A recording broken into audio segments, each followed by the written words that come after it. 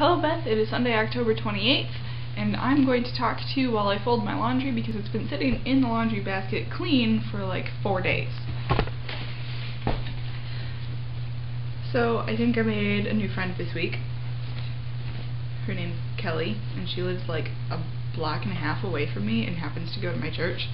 So we hung out together last night, and she doesn't have very many movies, but it turns out her like 12 movies that she owns are all really good ones, and we watched Balto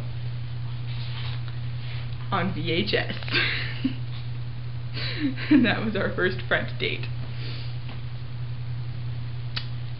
It was totally a flashback to my childhood. It was fantastic. I haven't seen that movie since like 4th grade.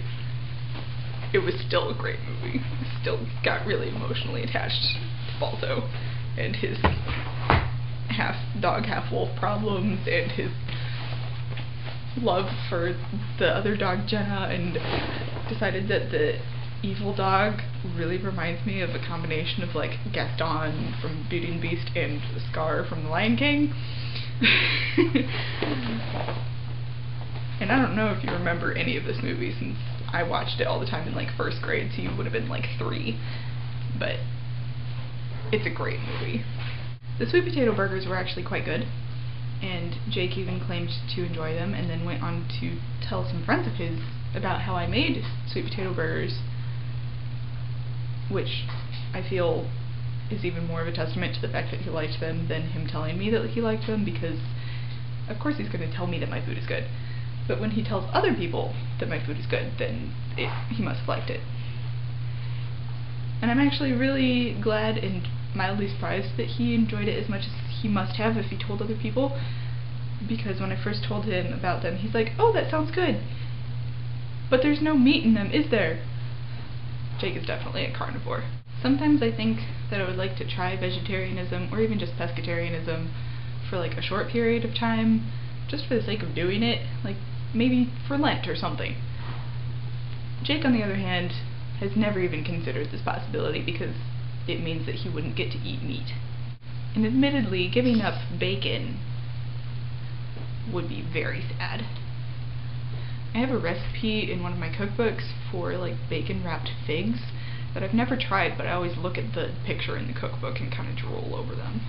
For my birthday, Lauren got me a whole bunch of pairs of socks that are bacon themed,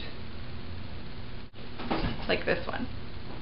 My work schedule this week looks like my day off is going to be Friday, so that will probably be when my punishment takes place, unless I end up working for the nannying agency, because they said there was a possibility that between now and the time that I actually start officially working for the family that they're giving my name to, assuming that they want me, they said that I can work like temporary nannying positions, like if one of the families they have doesn't have a nanny yet and needs someone to fill in, or if they just need someone for like a day because maybe their nanny is sick or on vacation or something, you know, things like that. So Friday might be my day off, unless I end up babysitting someone.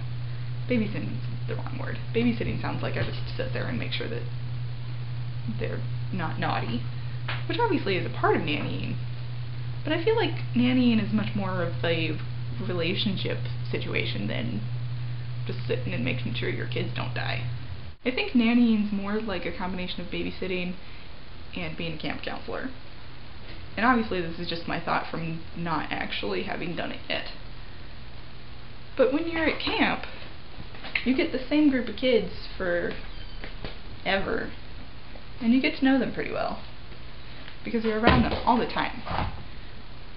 And nannying would be really similar, I think, because you're going to be with the same kids, granted, like, less than you would get at camp, but the same kids, and I feel like you're going to get to know them pretty well if you're nannying for them every day. Whereas when you're a babysitter, you just come in when the parents want to go on a date, and you're there once and that's it. I've been listening to the Lion King soundtrack a lot over the last 24 hours because it's awesome. I unfortunately will not be dressing up for Halloween this year. I'm working that night, working the night shift on Halloween. I hadn't really made any particular plans. I was kind of hoping to go as Medusa, you know, get like a bunch of little plastic snakes and attach them to my hair. I feel like it'd be funny. Maybe next year. I don't know. I wonder how long they'll be by next year. Maybe. However, Jake and I and a couple of his friends from school were talking this weekend about possibly going on a double date to like a haunted house on Tuesday. So that'll probably be like my Halloween event of this year. I feel like there was something else I was going to talk to you about, but I don't remember what it was. So I'm just gonna go and put my newly folded laundry away. So Beth, I'll see you tomorrow.